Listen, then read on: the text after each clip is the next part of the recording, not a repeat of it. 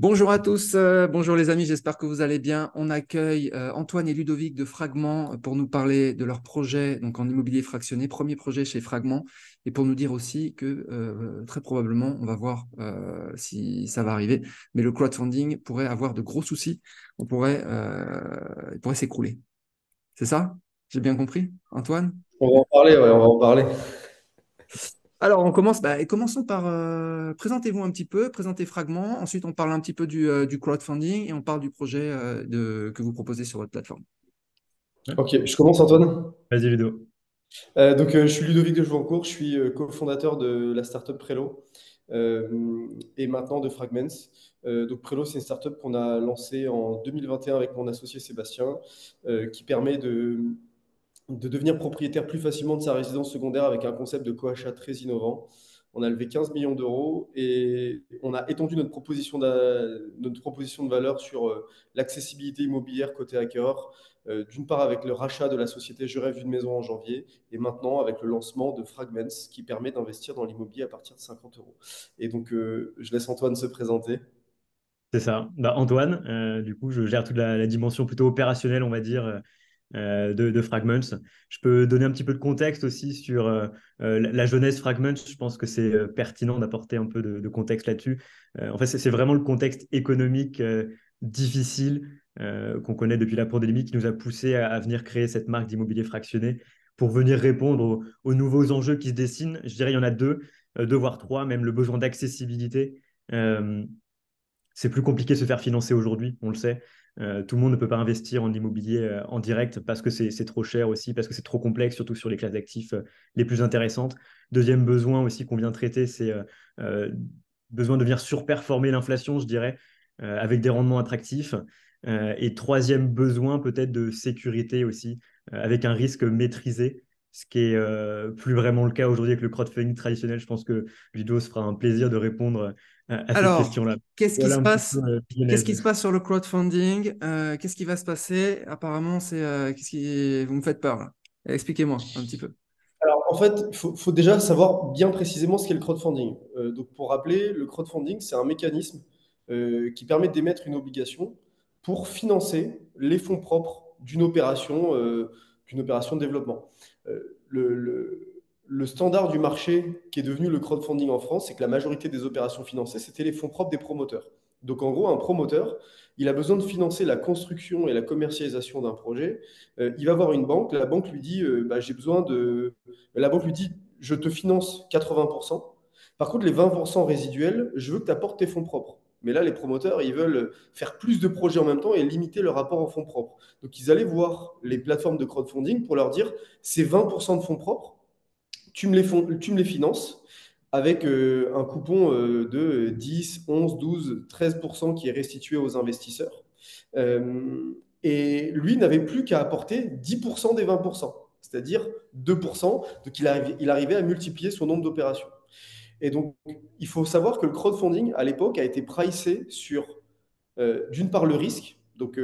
S'il y a un problème, comme de toute façon, la banque prend une sûreté de premier ordre sur l'opération, c'est elle qui revendra les lots s'il y a un défaut du promoteur, etc. Ce qui veut dire que les gens qui financent les fonds propres du promoteur, bah, c'est très à risque parce qu'il n'y a aucune vraie sûreté. C'est une sûreté de deuxième rang.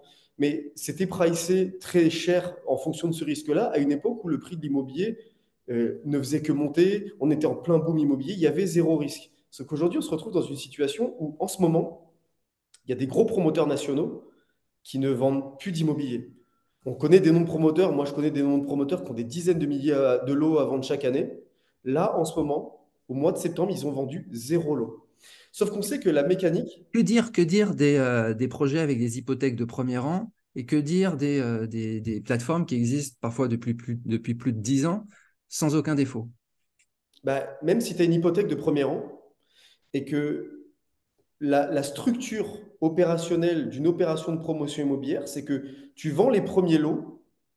Donc les gens, tu encaisses les premiers dépôts des personnes pour ensuite commencer à initier les travaux. Tu commences à construire tes fondations de ton bâtiment, etc. Mais tu sais que la suite, c'est quand même de continuer à vendre pour avancer à l'étape d'après sur la structuration de ton opération.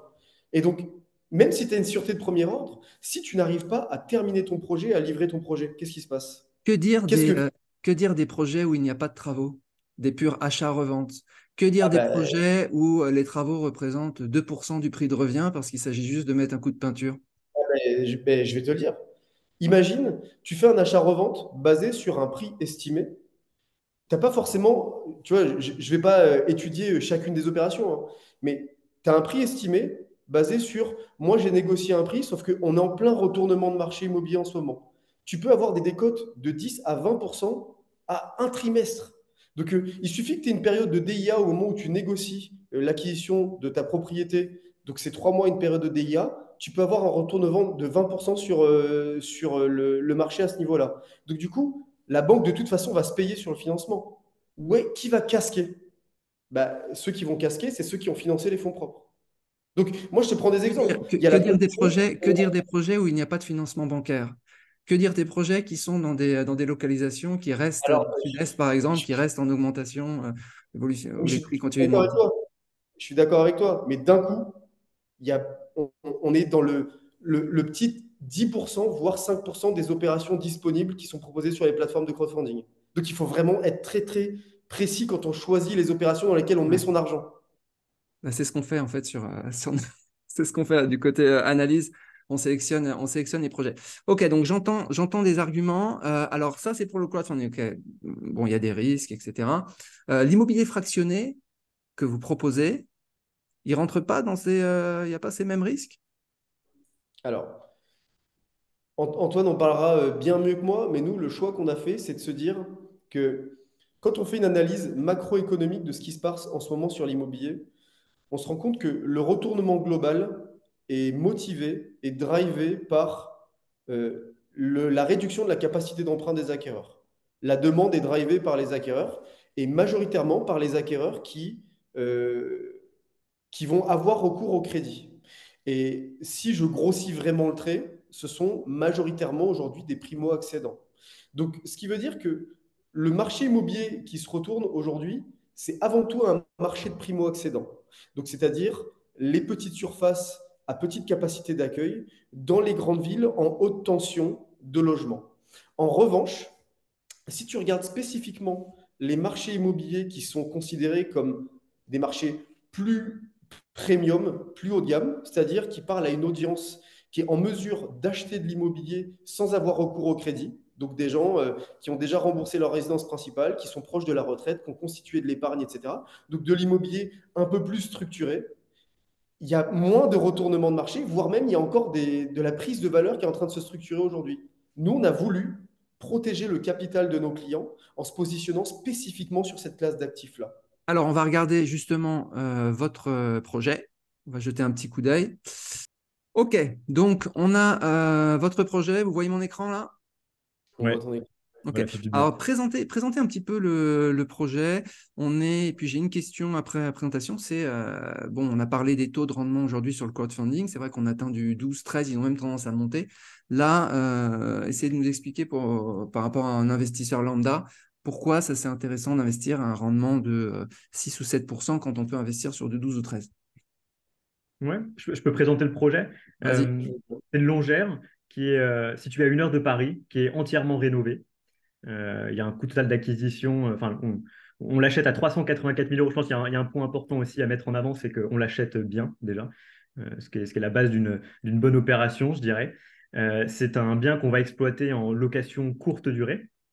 On va venir opérer des travaux de réaménagement, je dirais, pour à la fois maximiser le rendement en location courte durée et augmenter la valeur vénale du bien pour la sortie. Ça, c'est Donc, des photos contractuelles, les photos qu'on voit. alors, celle-ci, ouais, tout à fait. Tu en as deux autres. Celle en bas à gauche, en fait, on va réaménager plusieurs espaces. Il faut savoir en fait que tu as 160 mètres carrés Carrez, 198 mètres carrés habitables. Et en plus de tout ça, tu as 100 mètres carrés de garage qu'on va venir complètement réaménager pour créer des espaces récréatifs. 80 mètres carrés, tu as une dépendance de 80 mètres carrés également dans laquelle on va venir aménager une salle de cinéma, une salle de jeu. Euh, donc, il y a pas mal d'espaces qu'on va pouvoir venir revaloriser. Ce qu'il faut savoir aussi, c'est que, alors on ne le dit pas parce qu'on ne veut pas s'engager sur quelque chose dont on n'a pas encore la certitude, mais on va essayer d'avoir, enfin sur l'annexe de 80 mètres carrés, de la transformer en habitable, en surface habitable. On a l'accord oral de la mairie là-dessus, mais pas encore de transformation officielle, entre guillemets. Là, tu es dans la longère, tu remontes au premier niveau. Et ici, en fait, on va venir rajouter une chambre pour augmenter la capacité d'accueil et maximiser le rendement. Voilà. Donc ça, c'est le bâtiment principal.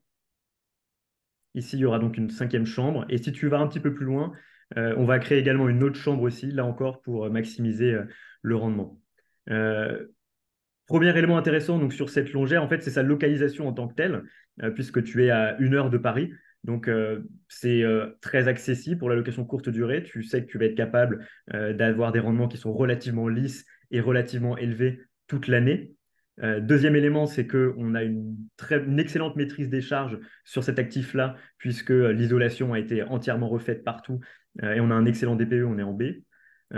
Et Et troisième élément, je dirais, c'est le potentiel de création de valeur qu'on va pouvoir opérer là-dessus, à la fois sur les 100 mètres carrés de garage qu'on va réaménager, les 80 mètres carrés D'accord, donc, d'annexe.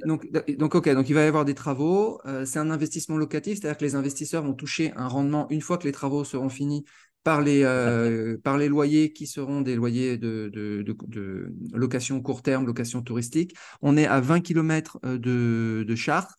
Vous allez avoir un prix de revient après travaux qui est à combien au mètre carré? Alors c'est difficile de pricer dans la mesure où tu te bases sur quoi? Tu te bases sur ton prix au mètre carré Carrez, tu te bases sur Carrez, ouais, Carrez. Alors, Carrez, aujourd'hui, on a 160 mètres carrés Carrez. En réalité, c'est une mauvaise approche, excuse-moi, mais Non, de non, te mais limiter en fait, à c'est les deux celle-ci. qu'il faut, c'est habitation, caresse. Si tu as le prix au mètre carré des deux, ça peut être. Il y a d'autres éléments, et enfin, tu sais très bien, il y a deux éléments qui viennent évidemment gonfler ton prix aussi derrière. C'est le fait qu'il y ait une piscine. On va rajouter également un jacuzzi. Donc, tous ces espaces récréatifs-là qui ne rentrent pas dans le cadre de cette superficie ni Carrez ni habitable viennent également gonfler le prix, bien évidemment, derrière. Le jardin aussi en tant que tel, bien sûr. Donc, si tu veux le détail financier, je t'invite à aller un peu plus bas sur la fiche du bien. Tu as tous les éléments, à la fois le détail sur les travaux. Donc, il y a 55 000 euros de travaux, 60 000 euros de mobilier. On prévoit une réserve travaux aussi, je pense que c'est important de le dire, Donc, qui sera évidemment. coût d'acquisition 578 000. Ça, c'est prix total. Dedans, tu as tout en fait. Tu as également la commission de la plateforme, donc 5%, la commission Fragments, qui permet de couvrir les frais juridiques, les frais comptables, les frais de paiement également qu'une facture de prestataire de paiement. Tu as les frais de notaire dedans, les frais de chasse. Et voilà. Ok, Ça, c'est c'est tout le juste pour total de avoir l'opération. un aperçu. On divise par combien? On divise Ouais, par mais alors combien du coup, de mètres carrés? moi, je l'ai juste pas en tête, mais Antoine, la question de Marc, c'est 578 600 coût total divisé par la surface utile. On est à combien? Alors, si tu divises par 378, On est à moins. 378, On est c'est toute la surface habitable. Hein. Ça, c'est pas la piscine, etc. habitable, Ça inclut la partie qui va être transformée et considérée comme habitable, Voilà, ça me va, c'est comme a ça. dit Très bien. Antoine. Donc, et donc, ça te ramène à moins de 2000 euros du mètre carré avec piscine, sur un marché qui est en moyenne à 2000 euros du mètre carré avec un standard de rénovation qui n'est pas celui de la maison. Donc, en gros, on achète vraiment en dessous du prix du marché après travaux, après frottement fiscaux des frais de notaire, dans un marché qui n'est pas aussi esthétiquement qualitatif que la maison qu'on propose. Donc, il y a un D'accord. vrai, entre guillemets, il y a une plus-value latente. Ok, l'objectif c'était justement ça, c'était de s'assurer en fait que c'est pas qu'on n'achète pas trop cher. Effectivement, là, si je calcule par rapport à la surface utile et qu'on compare avec le prix au mètre carré sur Meilleur Agent, effectivement, on a 1500 d'un côté, 2000 de l'autre. Quand j'ai regardé l'évolution, justement, on parlait des difficultés dans l'immobilier. Quand je regarde cette courbe, j'ai été complètement halluciné, en fait, de voir l'évolution positive, même explosive, depuis 2021. Je vois sur un an, on est à plus 8%, 2 ans, on est à 19%, 5 ans, on est à plus 35%, et on est dans les plus hauts historiques de maisons.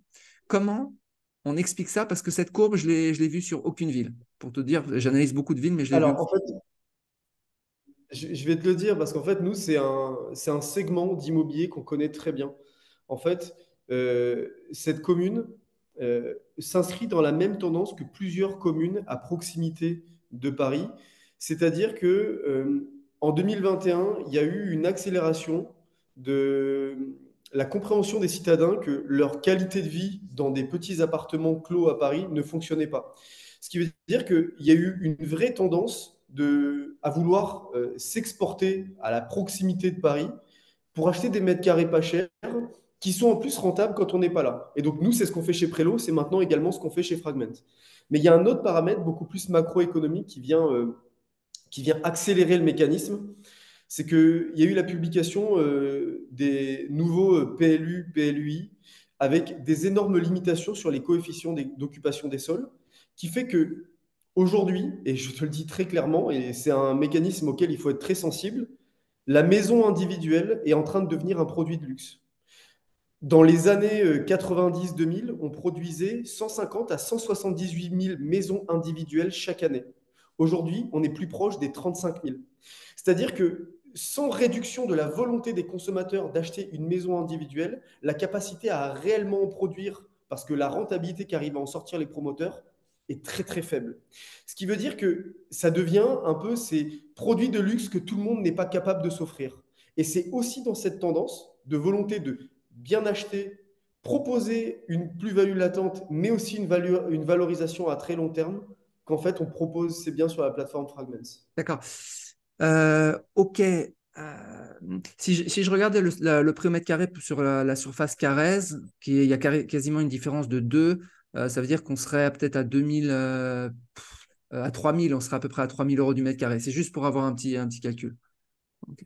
Alors, pour avoir le calcul, alors oui, sauf que, en fait, tu vois, ce réflexe systématique de comparer à Carrez, moi je le faisais aussi, mais c'est quand tu es dans un marché d'appartements. En fait, la plupart des maisons, quand tu aménages les combles, tu as des vrais mètres carrés que tu utilises. Et en fait, t'es pas dans une surface 1,80 m, etc. Donc, tu vas pas comptabiliser la Carrez, pourtant c'est une surface utile. Et là aussi, dans ces 160 mètres carrés, on ne comptabilise pas encore la surface qui va être transformée comme habitable qui va permettre de rajouter combien de mètres carrés environ, Antoine? Tu as 80 mètres carrés d'annexe. Voilà, donc tu grattes 80 mètres carrés supplémentaires dessus, tu es grosso modo approximativement à 2000 € du mètre carré Ok, sur la base de toute la transformation qu'on a réalisée. ça me va. Quels vont être les locataires? Parce que, bon, on est quand même. Comment d'ailleurs, comment est-ce qu'on va à Paris? Est-ce que c'est des gens qui vont travailler à Paris? Quel va être le type, la typologie des locataires court terme sur cette zone? Sur l'accessibilité, Marc, tu as 1 heure de Paris. Tu ailles en voiture ou que tu ailles en train et ensuite en bus, c'est 1 heure de Paris. Donc, ce qui est ce qui est très accessible par rapport à l'étude nous qu'on a pu faire en fait. Enfin, je te donne juste un petit peu de contexte sur cette réflexion-là, mais on a comparé en fait des zones entre le littoral, la montagne et la montagne exploitées en location courte durée. Et en fait, dès lors que tu es à moins d'1 heure et demie, voire 2 heures d'une grande métropole, c'est clairement la montagne le plus rentable. Donc là, on est plutôt sur la fourchette basse en La termes campagne, Antoine, tu as dit la montagne. sur la campagne, pardon. Donc tout ça pour dire que On là, a un accès en train. Il y a un accès, parce que là, je vois pas et il y a une station de. C'est quoi la tu station as à la côté? gare d'Ono à 3 km. En fait, si tu remontes, regarde, là, Ono, Beurice, hein, Ah exactement. voilà, Non, c'est Ono. Ono. Ouais, c'est Ono. à 3 km. Tu as des bus sinon qui passent.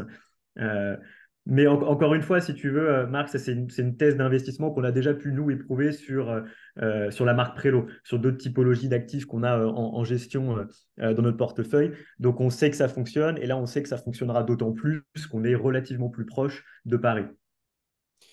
Et alors, je pense D'accord. qu'il y a un élément qui est important de rappeler, c'est que euh, la raison aussi pour laquelle la campagne est très rentable, Antoine l'a dit, c'est qu'on achète un prix du mètre carré moins cher à proximité d'une population captive qui est capable de dépenser des enveloppes de citadins pour partir en week-end et en vacances.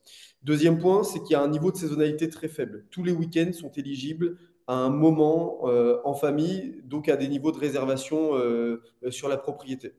Euh, et donc, en plus de ça, nous, on a voulu, malgré tout, sécuriser le rendement et les revenus annuels qu'on affichait sur la propriété. Donc, même si c'est une classe d'actifs qu'on maîtrise, qu'on connaît, on a préféré être capable de livrer une bonne surprise qu'une mauvaise surprise en prenant un curseur considéré de revenus locatifs Ok. qui est plutôt tiré vers le bas. Alors, Donc, on va voir si c'est optimiste ou pessimiste. Donc, vous êtes parti au niveau des revenus sur un revenu quotidien, donc pour cette longère, de 448 euros euh, par jour. C'est le prix de la nuitée. C'est le prix moyen d'une nuitée. Prix moyen avec un taux d'occupation de 47%. Donc, on estime qu'on loue une nuitée sur deux à 448 euros. Enfin, ça me semble. Je sais qu'elle a un certain standing et qu'il y a une piscine, etc., jacuzzi, mais c'est un peu cher, non? Vous avez fait une étude de marché Non, au niveau de mais Airbnb, complètement. etc. Oui. En fait, nous, on scrape toutes les données d'Airbnb Ok, qu'on réanalyse avec un partenaire qui s'appelle Si Transparente. Vous pouvez aller voir. Ils analysent toutes les données sur tous les critères des propriétés. Et en gros, on se rend compte qu'une propriété qui offre un standard de week-end et qui est louée toute l'année sur Airbnb à moins d'une heure et demie de Paris, le taux de remplissage, c'est plutôt 60%, entre 50 et 60%. Nous, on a pris 47. d'accord, Ensuite, quand tu vas chercher une capacité d'accueil qui est bien plus élevée, donc hors des standards, une capacité d'accueil classique, c'est 4 à 5 personnes. Quand tu vas chercher plus, une personne qui va ouvrir Airbnb, qui se dit, bah, moi je pars au week-end avec 10 de mes potes, je mets le filtrage, 10 personnes, je veux une piscine, tu n'as pas besoin d'aller très loin, je veux une salle de cinéma, il te reste deux propriétés. Franchement, il te d'accord. reste deux ou trois propriétés dans tous les alentours de l'île de France jusqu'à une heure et demie. Malgré tout, en considérant que notre propriété sort du standard de ce qui est proposé avec une demande captive très très forte, on n'a pas augmenté le taux d'occupation. Par contre, fais l'effort d'ouvrir Airbnb tout de suite. Tu mets ces deux critères-là, tu regardes le prix de la nuitée moyenne, tu auras l'idée, je pense. Ouais. Par contre, j'aurais pas les taux d'occupation non plus. Mais ok. Donc c'est un produit un peu de luxe, un peu après voilà, c'est un peu illiquide au niveau des comparatifs. Mais bon, vous avez une expérience dans le domaine, c'est ça que vous dites. Ouais. Et Ok. on a expérience, on a expérience dans le domaine. Je ne suis pas d'accord avec le fait que c'est illiquide au niveau des comparatifs. C'est des On est sur, propriétés. ouais, mais on est sur une zone qui est complètement illiquide. Maison, c'est une ville qui est toute petite. Non, mais je ne suis pas d'accord. En fait, et je te le dis, moi, c'est une case Vas-y, il n'y a d'actifs que pas de je connais souci. très bien. Le premier facteur de détention et d'illiquidité sur les maisons à la campagne proche de Paris, c'est la complexité des travaux. C'est-à-dire que tu prends deux maisons, une avec beaucoup de travaux à faire, mais pas cher, et si tu rajoutais juste les frais de travaux dessus, tu serais à un prix de marché, les Parisiens n'y vont pas. Tu prends une maison qui est terminée, qui est prête à l'utilisation, ça part dans la journée. En fait, vraiment, c'est le facteur d'illiquidité, c'est les travaux. Donc aujourd'hui, on le constate, hein. Nous, c'est ce qu'on fait avec Prélo, c'est maintenant ce qu'on fait avec Fragment, et on voit des marchands de biens le faire. Ils achètent des maisons, ils les transforment en résidence principale, et ils les revendent quand ils ont fini leur transformation, et ils se font des plus-values sans taxe, parce que c'était des résidences principales. Parce qu'en fait, ils ont produit un bien où le Parisien se dit, mais moi, je ne sais pas faire des travaux, j'ai pas envie de faire mes allers-retours à gérer mes artisans, À ce- etc.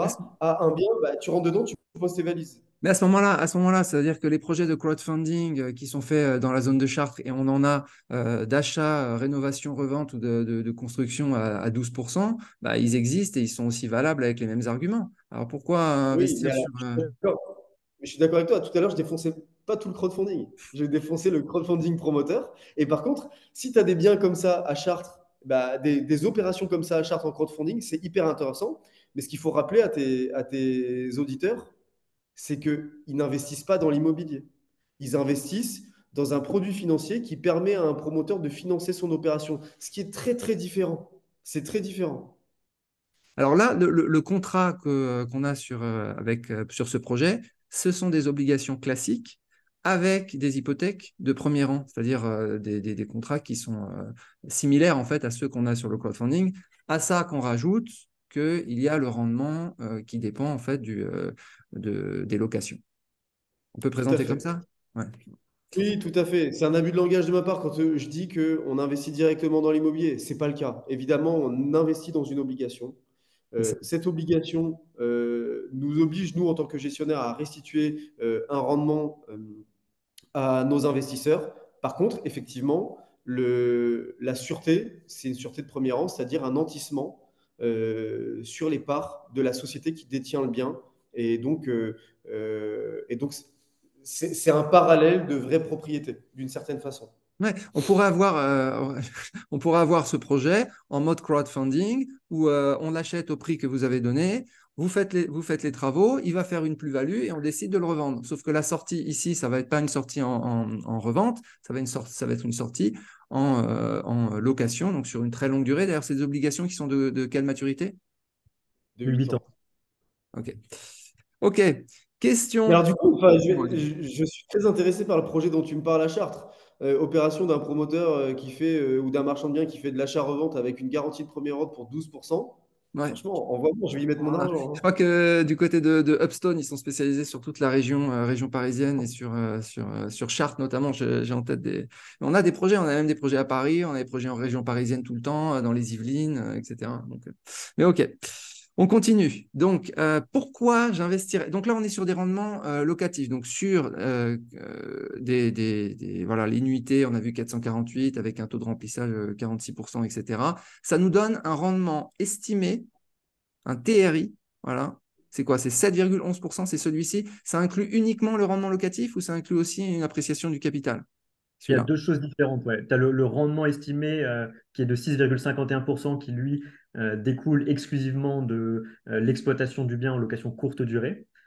Et ensuite, on a également ajouté en bas donc, le TRI qui, lui, intègre tes hypothèses de revalorisation annuelle du bien. Donc, qui intègre en fait la plus-value potentielle.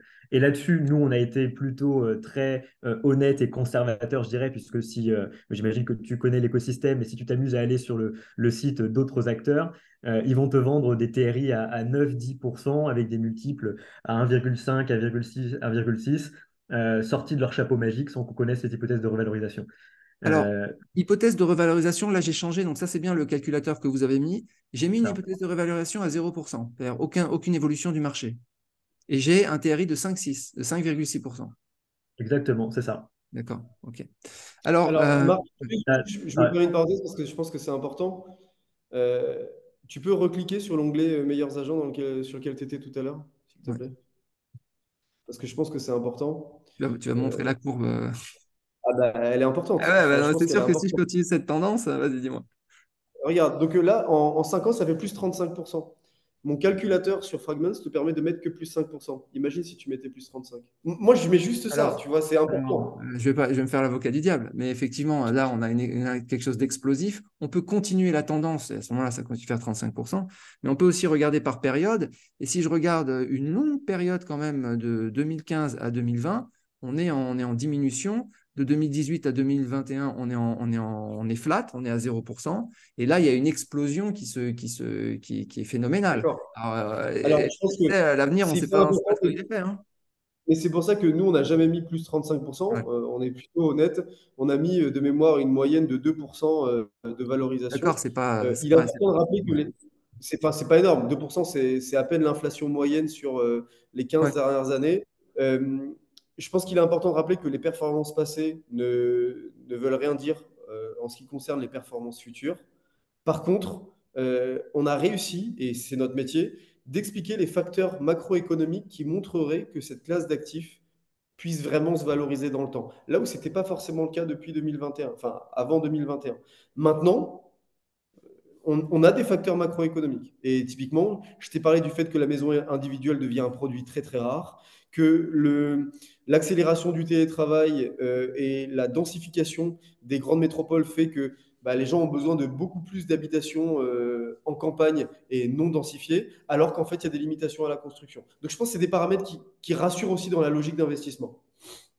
Ok, question importante, on a vu, donc si je ne mets pas de revalorisation pour juste isoler la performance locative, on va dire, je suis autour de 5,6, 5,6%. Aujourd'hui, il y a d'autres classes d'actifs, par exemple les SCPI, qui tournent autour de 5% aussi. On a les foncières cotées qui tournent autour de 5%. Il y a aussi les actions à dividendes. D'un point de vue investisseur, comment je fais mon choix dans tout ça? Pourquoi je vais sur de l'immobilier fractionné? Alors, déjà, parlons des SCPI parce que je pense que c'est hyper important. Il faut savoir que les SCPI sont des fonds donc qui sont gérés par des gestionnaires de fonds qui collectent chaque année beaucoup d'argent. La SCPI, c'est devenu un produit d'investissement immobilier très plébiscité par les Français. Et structurellement, il y a une incapacité de ces investisseurs, de ces gestionnaires de fonds, à déployer l'argent collecté auprès des particuliers à l'échelle. Donc en gros, pour simplifier cet exercice, depuis maintenant 10-15 ans, ils ont été sur des classes d'actifs qu'ils arrivent à acheter en très gros blocs. Donc ce sont des actifs commerciaux, ça peut être des centres commerciaux, des centres logistiques, ou des gros centres de bureaux, des tours à la défense, etc. Par contre, ce dont on se rend compte aujourd'hui, c'est que le tertiaire et le bureau, ça se retourne très très fort. Et d'ailleurs, les SCPI sont des fonds qui sont régulés. L'AMF a demandé aux SCPI, là il y a quelques mois, et ça va être le cas également à la fin de cette année, et ça va être le cas également l'année prochaine, de réafficher auprès de leurs clients la valorisation de leur parc géré. Aujourd'hui, il faut savoir que le tertiaire et le bureau enregistrent des moins-values qui se rapprochent même des moins 50%. Le minimum dans le bureau, c'est moins 20%. On a même entendu des histoires où il y a des bâtiments de bureaux qui devaient être transformés en habitation, mais la mairie a refusé la transformation d'habitation parce qu'ils ne voulaient pas avoir des logements sociaux pour ne pas perdre leur électorat. Il y a eu des baisses de moins 90%, j'insiste, hein, de moins 90% sur des immeubles de bureaux. Donc, effectivement, ça restitue des rendements locatifs, mais il y a un énorme risque de perte du capital investi. Et donc, si la personne qui investit regarde une perspective 20 ans, il ne devrait pas y avoir trop de soucis pour la perte de son capital. Mais si la perspective, c'est 5, 6, 7, 8 ans, c'est très risqué. Donc, moi, je déconseillerais la SCPI aujourd'hui, sauf si on investit dans une SCPI qui fait du résidentiel, qui achète bien et qui fait même du diffus. En fait, faire du résidentiel en bloc, t'es pas à l'abri d'un phénomène microéconomique à proximité qui est très dangereux. Le gros avantage de l'investissement immobilier fractionné, c'est que tu peux avoir une stratégie de diversification actif par actif sur une classe d'actifs qui se valorise dans le temps et qui est un actif du moment.